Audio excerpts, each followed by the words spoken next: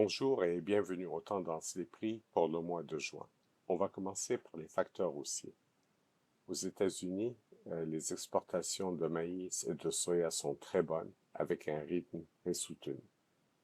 Par ailleurs, le prix de l'huile de soya a fortement augmenté au cours des dernières semaines à cause de la situation des biocarburants, ce qui apporte un soutien au prix de la Fed. Maintenant, passons aux facteurs baissiers. La production de maïs au Brésil sera très bonne, même si le battage du maïs safrina, la deuxième récolte, est un peu lent. Il y a maintenant plusieurs facteurs à suivre. D'abord, au Québec, les semis ont été difficiles et vraiment tardifs. Est-ce que tout le maïs et le soya a pu être semé? On peut en douter. Par ailleurs, Statistique Canada va rapporter le 30 juin les superficies ensemencées des deux grains. Le problème est que ces chiffres seront basés sur l'enquête menée durant la première semaine de juin, alors que les semis étaient loin d'être finis. Et donc, il y aura un doute sur les estimations de Statistique Canada.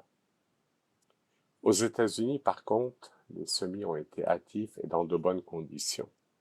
Est-ce qu'il s'est semé plus de maïs que prévu? On le saura dans quelques jours lorsque les chiffres de l'USDA seront publiés. Maintenant, pour les tarifs douaniers, il n'y en a pas en ce qui concerne les échanges de grains entre le Canada et les États-Unis. Mais le risque est bien là.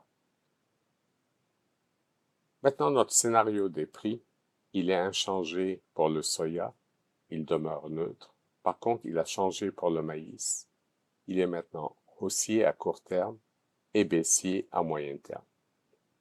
C'est que les bases locales du maïs ont fortement augmenté au cours des dernières semaines. D'une part, l'offre est restreinte à cause des semis difficiles et tardifs. Les producteurs sont moins enclins à vendre leur maïs. D'autre part, en raison d'une forte demande, la demande est là à l'exportation, les meuneries et des négociants qui ne sont pas couverts. Ce qui fait que le marché se transige à un prix flat et non pas sur une base. D'ailleurs, la base spot est maintenant rendue à 1 dollar US le boisseau, ce qui est très élevé. Donc, sans tarif de 25%, ce qui est la situation actuelle, le maïs américain pourrait rentrer au Québec. Mais le problème, c'est que maintenant, les contrats avec les États-Unis ont une clause tarifaire qui est assumée par l'acheteur. Et donc, les importateurs doivent assumer le risque d'un tarif. Ce qui peut restreindre leurs achats.